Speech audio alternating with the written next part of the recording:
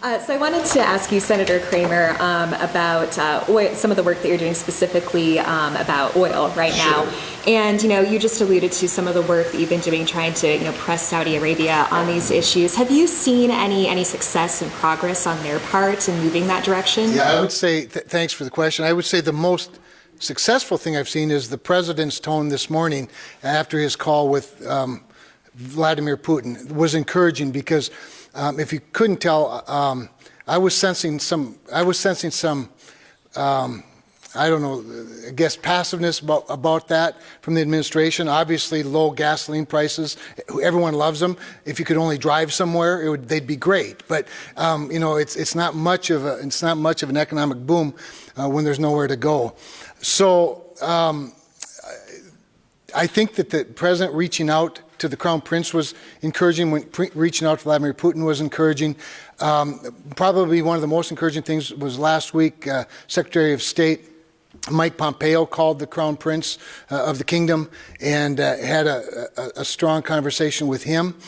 I will tell you, however, that at $20 roughly a barrel, there is real urgency to this. And so I've pressed everybody from the White House on down on the matter, including I helped set up a phone call with the Saudi ambassador to the United States. Senator Hoeven was on that call. There were not many punches held back, Senator, as I recall, including his.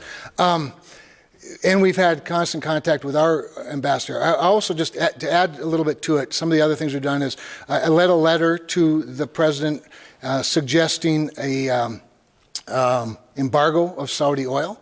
I wrote a personal letter to the president asking him to consider tariffs on OPEC oil. Just in case people wonder, I know we're energy dominant, we're a net exporter, but we do still import about, roughly 6 million or more barrels of oil per day from other countries, including Saudi Arabia. I learned last week from a company that a major U.S. company is changing their refineries to accept Saudi Arabian oil. That's not okay. This is an America First battle cry. And so I think we have to use these emergency powers to insist that not only our producers, but that everybody in the value chain understands the importance of this. So, but the most encouraging thing is that the president seems to have stepped up his rhetoric a little bit and his demands of the Crown Prince, or of Vladimir Putin, I'm sorry. Senator, I actually also have a question referring to some of your wording earlier. You referred to Saudi Arabia as friends. National intelligence agencies say that they've killed Americans and gone relatively unpunished. How is Saudi Arabia our friends? Yeah, so really great question. And the question was, how is Saudi Arabia a friend? I referred to them as a friend. They are considered an ally. They're a very important ally in the Middle East when it comes to certain bad actors. They've been helpful in the war on terror. They've been especially helpful in the war or in fighting back against Iran's aggression. But they're a reluctant ally in sort of a circumstantial ally in many cases, shall we say.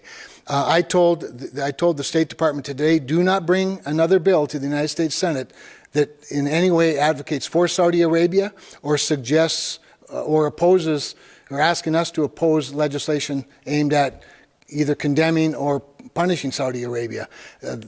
Being their friend is a tough place to be sometimes.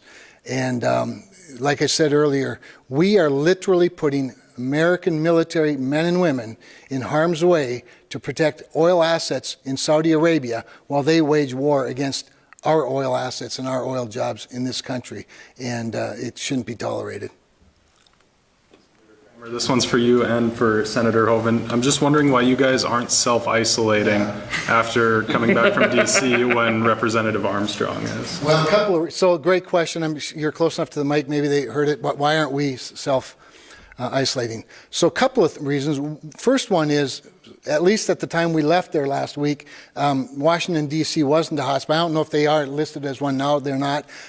So they're not one of the states/territories/districts, I guess, that's problematic in terms of traveling from there. Second of all, I think Representative Armstrong had to endure a very unfortunate situation in having to go back to vote.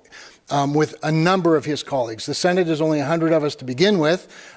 We were pretty much exercising self-isolation while we were there, voting by, just like we are now, staying 6 feet apart. Social distancing was well exercised in the United States Senate while we were there. And Representative Armstrong had to, like I said, go back and vote in the chamber thanks to the reckless behavior of one member, somebody who should have known better. And so a couple of hundred or more, they had to have a quorum in the room to vote. They all had to be in there at the same time to vote. Even a voice vote required that. And so I think out of an abundance of caution, he's doing the appropriate thing. We didn't have the same circumstance. I heard from somebody who kind of feels stuck in the middle here between all the programs and new benefits here.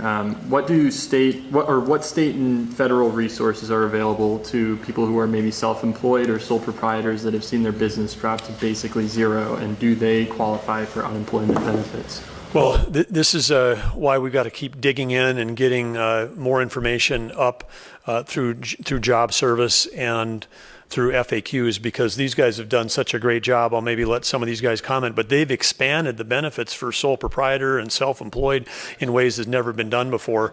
That's the right answer. Okay. It's the Pandemic Unemployment Assistance Program, self-employed. Come on up to the microphone here, you guys. Come on up, Jim. The group you're asking. Everybody you're So, asking. yeah, it's called the Pandemic Unemployment Assistance Program. It's self-employed, independent contractors, and those with limited work history who would be unable to work due to COVID-19. That's part of CARE. Sorry? And that's part of the stimulus package. Yes, but I would also, Jeremy, that also applies to the Paycheck Protection Act. So if you're a sole proprietor or a sub-S with a few, just a few employees, 1099, we still want people to stay in business. We still prefer them to have a paycheck as opposed to an unemployment insurance check, if that's at all possible. That was the goal of it, as you might have heard and the governor referenced. I mean, there's some controversy over the perverse incentive of a very generous unemployment insurance program. Even though it's largely run state by state, this bill was generous for good reason. I mean, the main goal of the bill was to get money in the hands of consumers and spending, but the first goal is to keep them employed. So all of those same people that qualify for that insurance, unemployment insurance, also qualify for the Paycheck Protection Program. The question was, if you're unemployed due to COVID-related, absolutely you apply under the new bill for unemployment. Yeah, I mean, that was actually in the second bill, the Phase 2 bill we passed, started that, and then we added more to it in Phase 3. And there's an additional 13 weeks of unemployment insurance beyond what the state typically provides to make sure those folks are covered.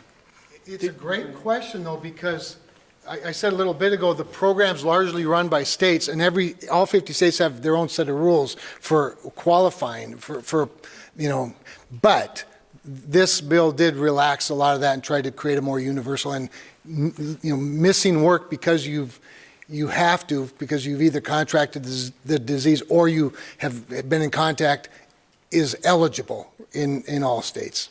I'd add one more point on that. One more point on the unemployment insurance. We tried to set it up to try to keep businesses and employees together. That was the goal. So the unemployment insurance benefit, that $600 is provided on top of what the state typically provides. What we were going to try to do was make sure that you earned basically what you would have earned had you been able to stay employed. But we couldn't do it because every state has its own unemployment insurance system. So we ended up, having to pick a number. For some states, it would be lower because they're really high wage states. For others, it will be higher. But that's why it worked out that way, which isn't perfect, because our first goal was to keep employers and employees together. But that being said, it certainly provides a benefit that's going to help people. And at the end of the day, that's what this is about, is helping people, get through this coronavirus pandemic. Absolutely.